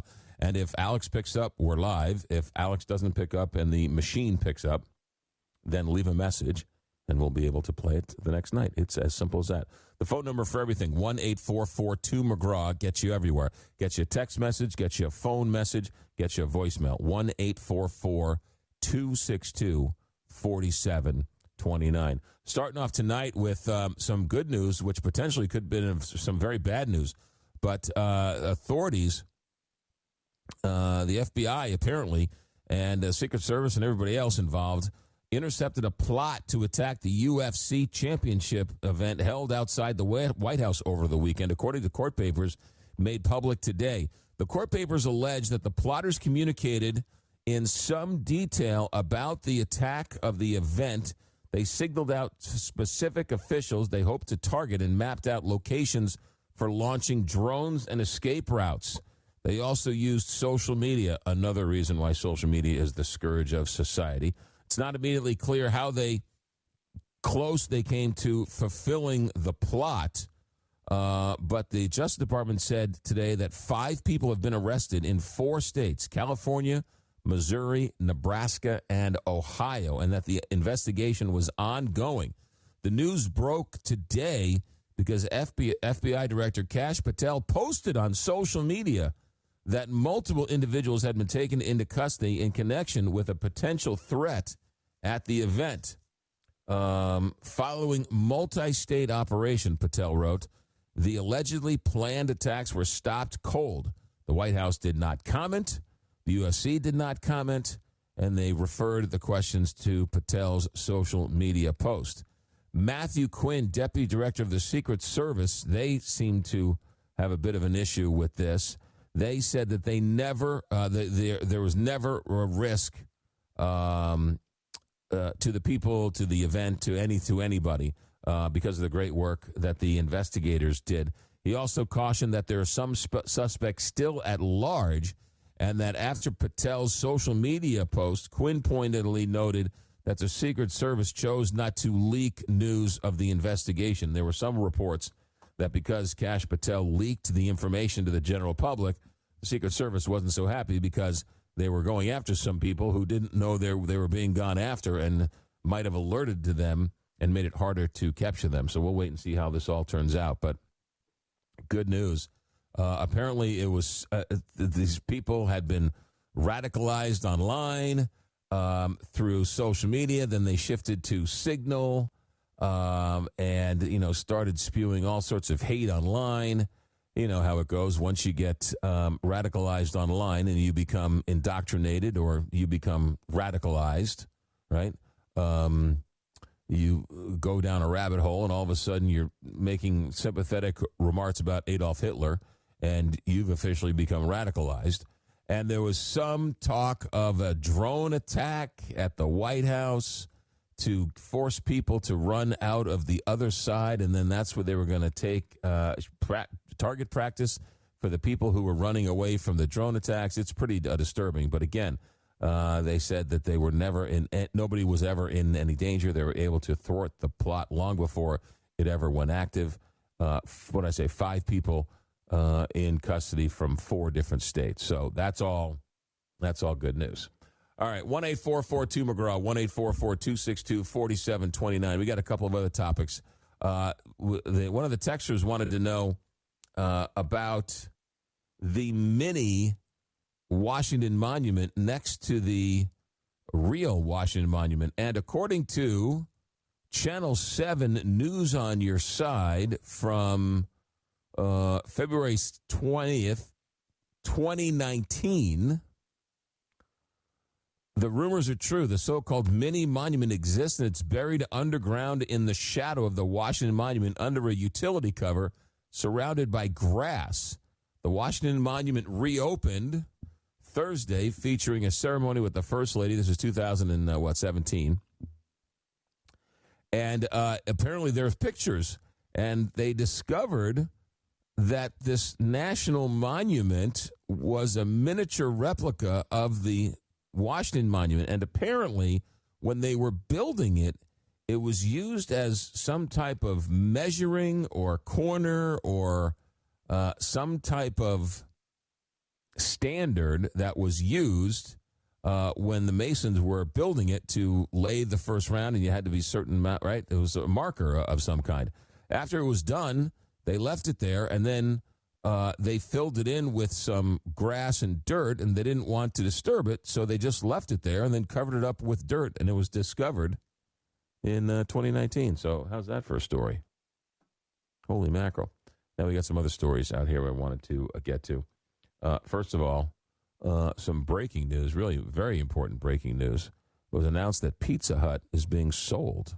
Listen to this. Pizza Hut. Who doesn't love Pizza Hut? They're selling for $2.7 billion. And if you think that's little, it gets even worse. Pizza Hut in China will be acquired by Yum China Holdings for $1.2. The rest of the business will go to a private equity firm, Long Range Capital, for $1.5 billion. So you could have owned Pizza Hut outside of China for $1.5 billion. They say the number is low. They've had some depressed sales. And this is a turnaround move, I guess, by this hedge fund. And they say weakening sales and the growing use of the weight loss drugs that are pushing consumers to eat healthier choices or just not eat pizza has been part of the decline in Pizza Hut. Who knew? Who doesn't love Pizza Hut? Is anything sacred anymore? Now they're going after Pizza Hut. Now, with all that being said, let me talk to you about probably the most serious subject. Probably should have brought this up last night, but we didn't for whatever reason. And that is that Chick-fil-A is back with their honey pimento chicken sandwich. Stop the presses. Stop the world. I've got to get off. Chick-fil-A is back. Now, was it last summer? Might have been last summer, 2 summers ago. I love I love everything about Chick-fil-A. Their chicken nugs are fantastic. I don't know how they do it. Have you driven by a Chick-fil-A and the line is around the block and you think, oh, this is gonna. Who wants to go there? It's gonna take forever. And it instantaneously how they do it. I think every fast food chain in the world should be forced to take a class put on by Chick-fil-A on how to do it. How do they do it? I've been in a fast food line where there's 3 cars and it's taken 3 times as long as it does at Chick-fil-A that's got 40 cars in front of you. It's amazing how they do it. And everyone's friendly and everyone's nice. And it's just this, they don't, can you pull around the other entrance? We got to wait 20 minutes while your fries are finished, right? Not at Chick-fil-A. They get this thing done. So last summer, we pull into Chick-fil-A, and I was with somebody, and they said, hey, this honey pimento sandwich is pretty good. And I was like, I don't know. Those chicken sandwiches, they're always too bready, and I said, no, all right, I'll get it. And I bit into it, and it was a burst of, it changed my life. So, I don't know, 3 days later, I was driving by myself, and I was dreaming about that honey pimento chicken sandwich. And I pulled into the Chick-fil-A, and I said, I'll have that honey pimento sandwich, not spicy, hold the jalapenos. I'm sorry, sir, we no longer have that on the menu. I was outraged. And it hasn't been back. And then it came back, I don't know, last week. I think I was the first one in line to get it, and oh my goodness. My memory didn't do it justice. It is so good. That sandwich is fantastic. The honey pimento chicken sandwich at Chick-fil-A. I get the non-spicy, no jalapenos. Oh, it is the best. So if you're looking for something to eat, do yourself a favor, Chick-fil-A. And I love these people who are all offended by Chick-fil-A. It's like, I don't know what you're so offended by. I see every make, model, color, orientation. Who cares that they're closed on Sunday? God love them. They give their employees a day off. They deserve a day off after all the hard work they do. What a wonderfully run company. Just the nicest people in the world run Chick-fil-A. And don't ever take the honey pimento sandwich off the menu ever again. Backed by popular demand. So anyway, that's my 2 cents. 1-844-2-McGraw, 1-844-262-4729. When we come back, we'll go to the phones, take some phone calls. President Trump still not releasing the text of this deal with Iran, and Republicans starting to get a little dicey over the whole thing. They're sending J.D. Vance to sell it. So we'll see, but not a lot of people, they're a little leery of it. I tell you what, Iran's winning the PR war. Iran keeps saying all these things, and Trump keeps saying, we're going to hold on to it. No, that's not true. I don't know, man. It's PR-wise, it just does not look good for the Trump administration. They're making it look bad. I don't know why they're holding out this memorandum of understanding, which is what we should all have with Chick-fil-A, this memorandum of understanding that they'll never take away the honey pimento chicken sandwich. 1-844-2-McGraw, 1-844-262-4729. Text messages, voicemails, and phone calls straight ahead. America at Night, back in a moment. Join the conversation. Call 844-2-McGraw. America at Night with McGraw Milhaven.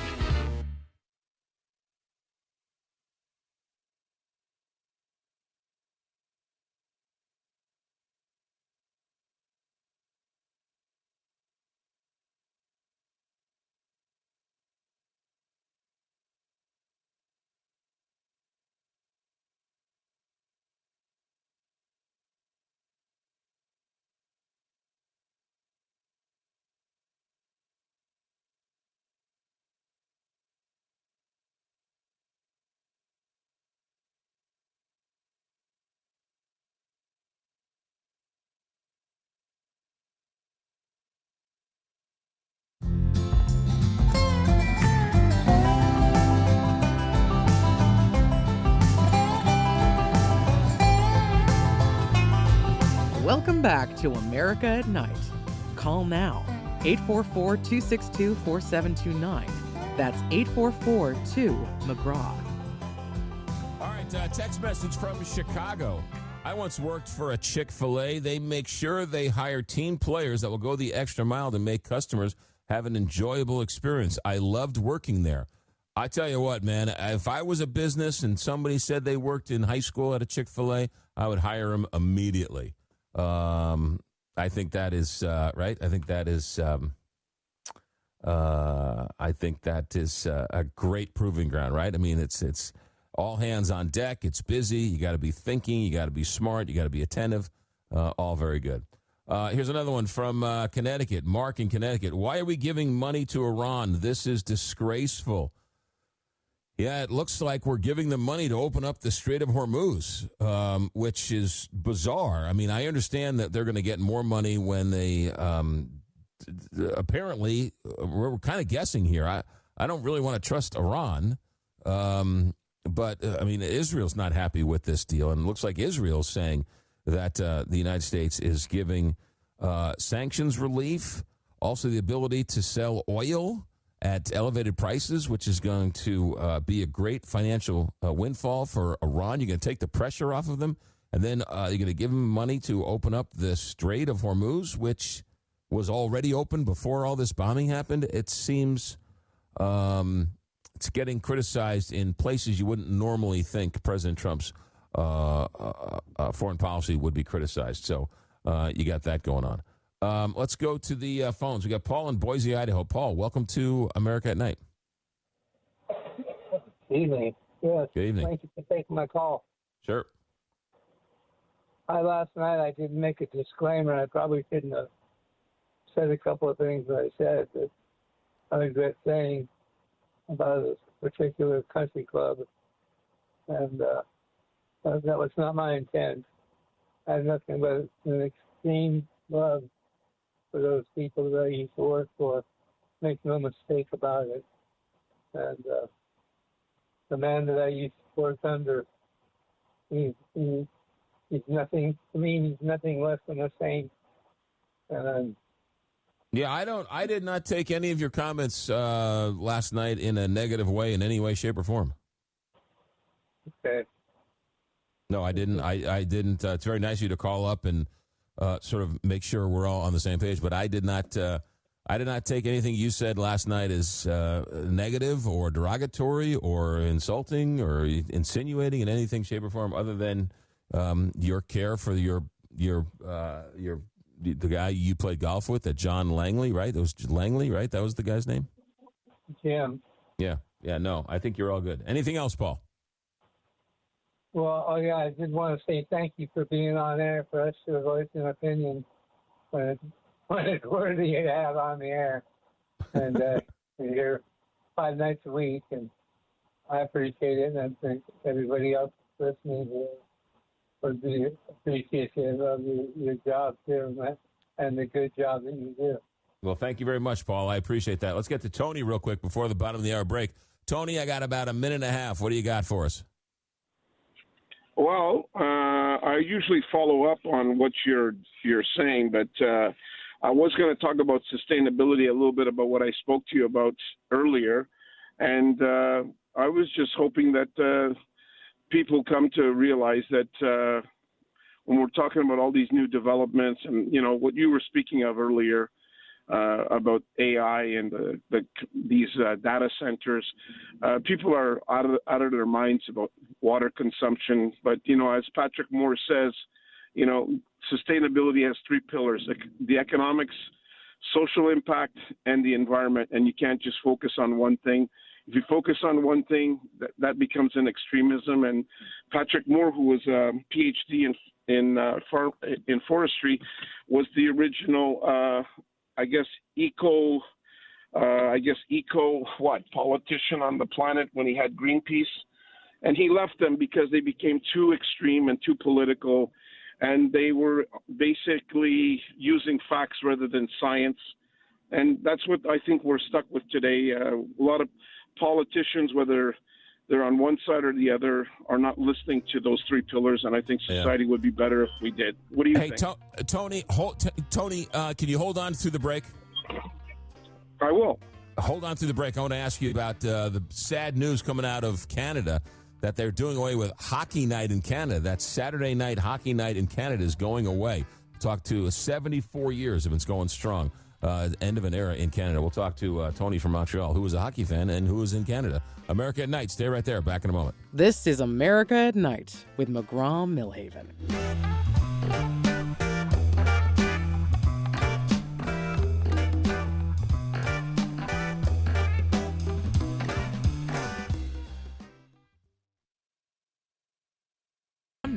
to 844-262-4729.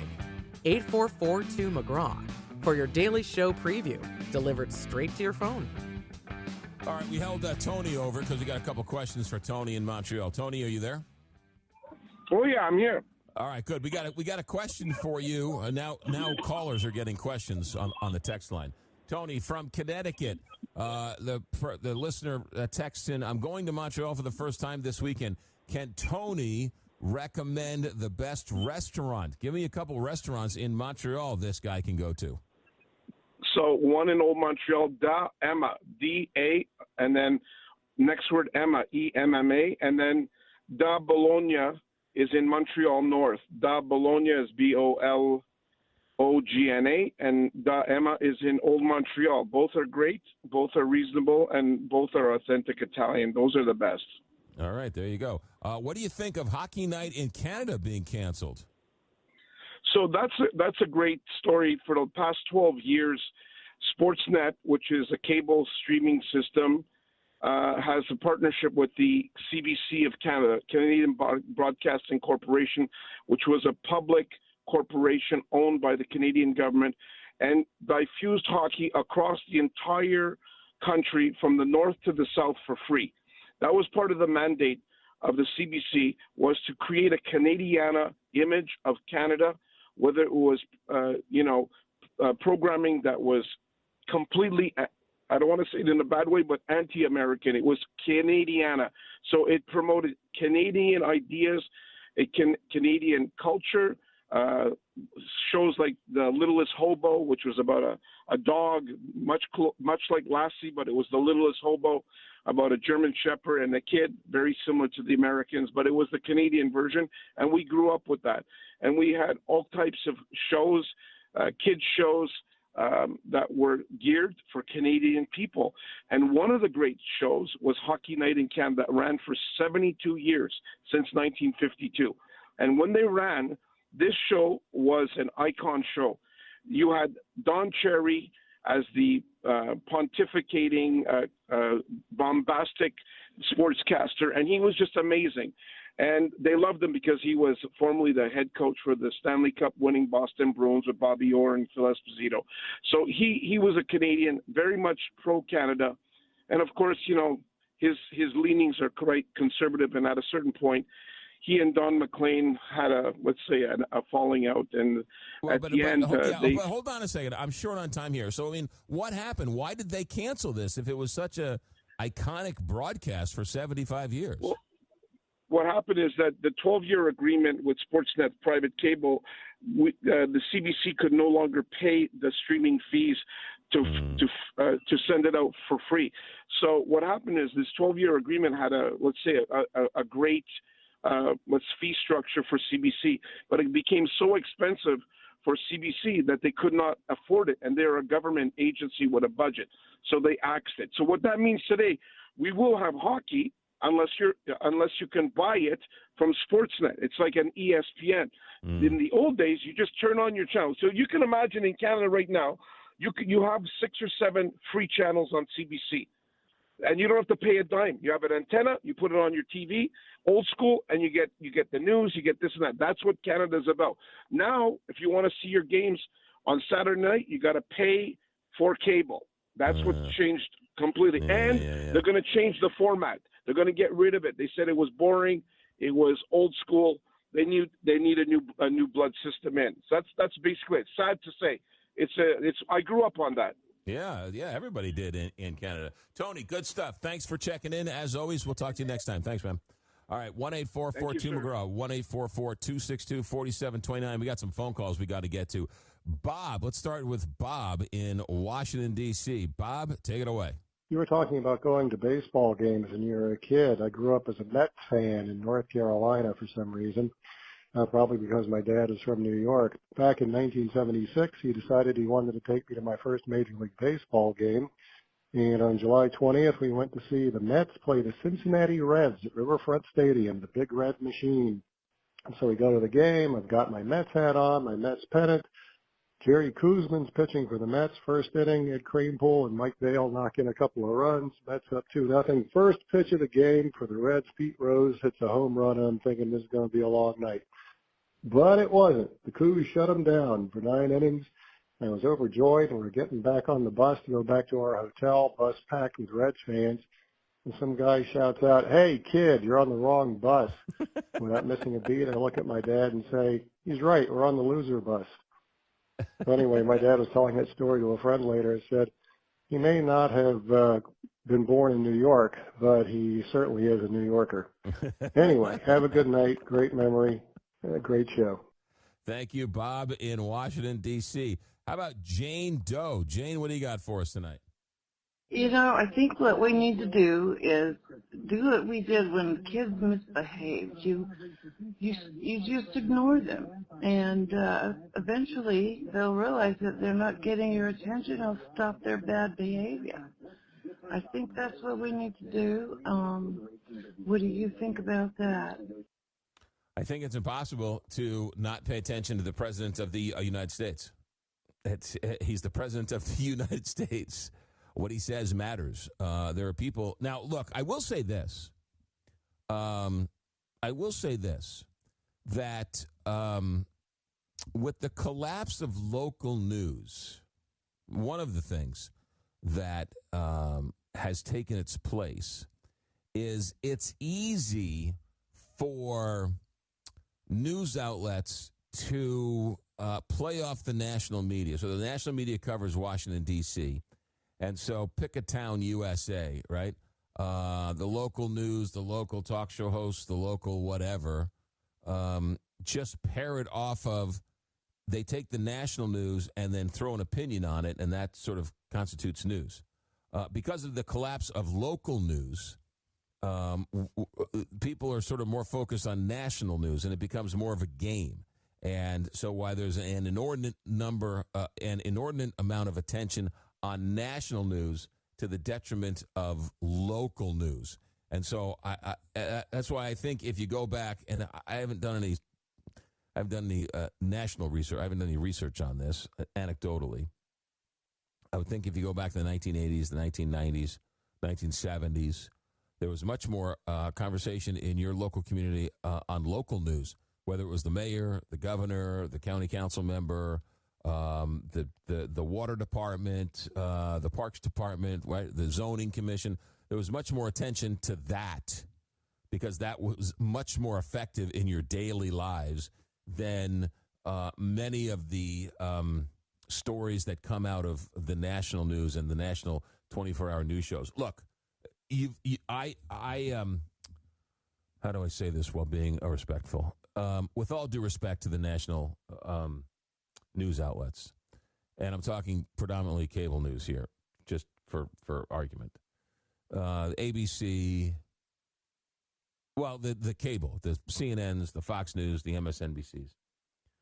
I have all the monitors here in the studio. And we program this show, and cable news. Pick your poison. CNN, MSNBC, Fox. It's a sugar high. They get 6 people on the show, 4 people on a segment, and they throw out a question that means absolutely nothing to anybody, and then they chew on it for a segment. They all throw their 2 cents in, which is, worth 2 cents. It doesn't affect us in any way, shape, or form, and then they go to a break, and then they bring up something else that doesn't matter, right? Whether is a reflecting pool green, or let's dissect J.D. Vance on The View ad nauseum tonight. Who cares what J.D. Vance is selling a book, okay? That's why he went on The View.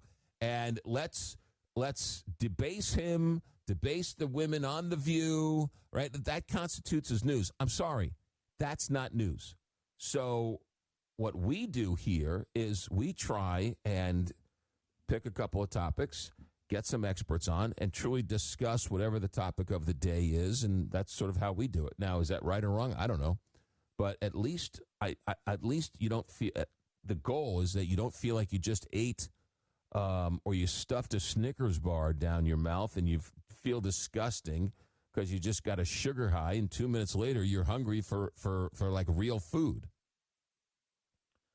But no, I don't think we can stop paying attention to the president. He's the president of the United States.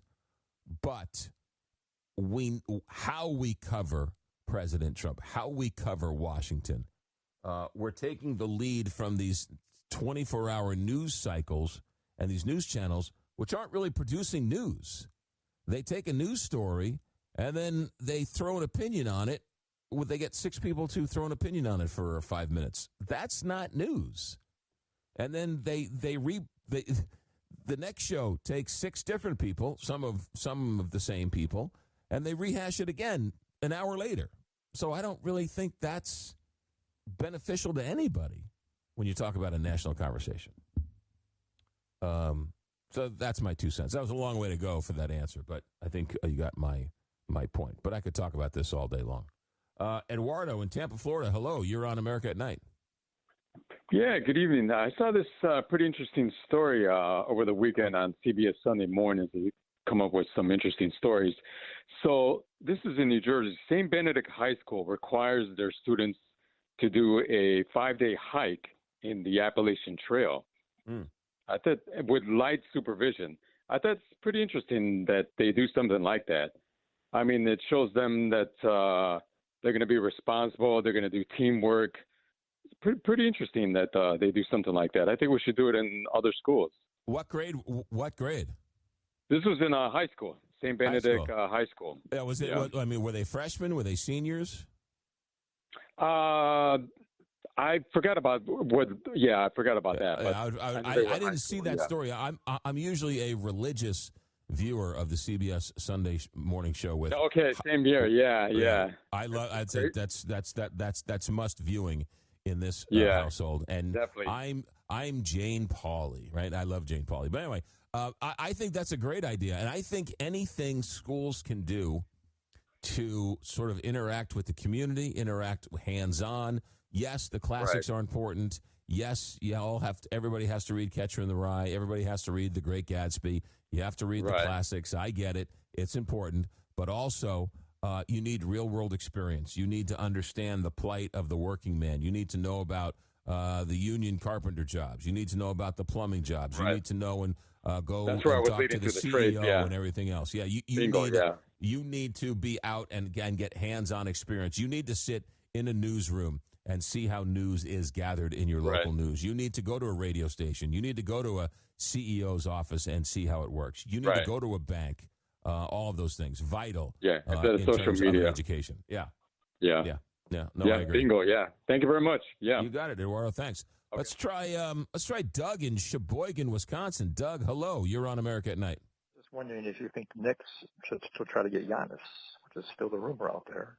I guess they give up Towns and Deuce McBride and somebody else and a bunch of draft picks. Could break up the chemistry, but then again, it's Giannis, and I would like the Bucks to actually trade him to somebody because that's when we're going to build him back up again. If it's the Knicks, well, it's all right too. So I just wonder what you thought about that, if they should try to get Giannis or not. Giannis Antetokounmpo, I believe is how you say the man's name, right? The Greek freak. Yeah, I'd love it. The Knicks are in a win-now mode, and I'd trade some of my future for a Giannis. He seems pretty versatile, and to have Jalen Brunson be able to work off him, I would think that would be a great. I know he's been rumored. I know it's been talked about. He's been talked about numerous times. The Bucks won it with him. Could he get a second half of his career with the Knicks? I'd be all for it. I don't know if you can get the deal done, but I would be all for it. All right, I've been lacking on the text messages. Let's get to a couple of text messages here. Let me do this, and then let me do this. All right, from Fredericksburg, Texas. Love the theme song. The saxophone there is Ben Webster, an interesting guy. That is from West Texas. Yeah, the song is Rhythm of the River. That is the name of the title. That's the name of our theme song, Rhythm on the River, and Harry Allen. It's a remake, but Harry Allen is the artist, and it came out in 2011. Rhythm on the River. I love that song too. Let's see here. From Illinois. Wow, great Professor Farid guest. Please have him back on and his scientist wife. Great questions. Thanks for the show. Glenn in New Mexico. Even Milli Vanilli didn't want to play at Trump's event, but Obama can get Springfield, Stevie Wonder, Bono, and Edge from U2. There you go. Scott in St. Louis. I think we've banned him from the voicemails and the live phone calls. Am I going to ban him from the text line? Scott in St. Louis, you don't like talking about Iran. What are you talking about? We've talked about it the last couple of nights. Florida checks in. Hi, McGraw. Thanks for your show. It's unlike any radio show I've heard. I was just wondering if y'all have a list of authors and books of your guests on the show. Tonight's shipwreck guest was fantastic. That was a good yarn, wasn't it? Everybody loves a good shipwreck story. Thanks again for what you do, and thanks to the folks who work on the production. I really think, Alex, we've gotten a number of these texts. We should probably send out a text. We got to talk about this. We got to do something because a lot of people are talking about they're driving. They can't write it down. They forget. But we got to get a way to get the text line up and running with some of these book authors. I know the authors would love it, and we're hearing from the audience who really wants it. We got a break. We got too many phone calls, too many voicemails, too many texts. Good news. Good stuff. America at Night. Back in a moment. Miss a portion of tonight's show? Not a problem. Go to americaatnightlive.com to find a replay of every show.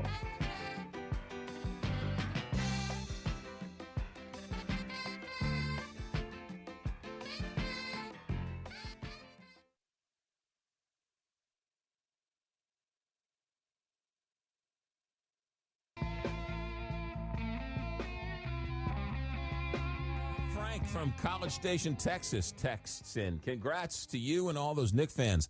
I haven't watched an NBA game since Tim Duncan retired, one of the greats of all time. And you're right, it really doesn't matter who wins these dang games. When you turn 55, I think that's the number, right? It's so weird. You were so caught up in these games, and I'm glad they won. I'm thrilled they won. I'm euphoric, but it doesn't change my life in any way, shape, or form. Natasha in New Mexico. Again, here's another one. I'd ask about sending out book titles and authors. You said you didn't want to send out too many texts.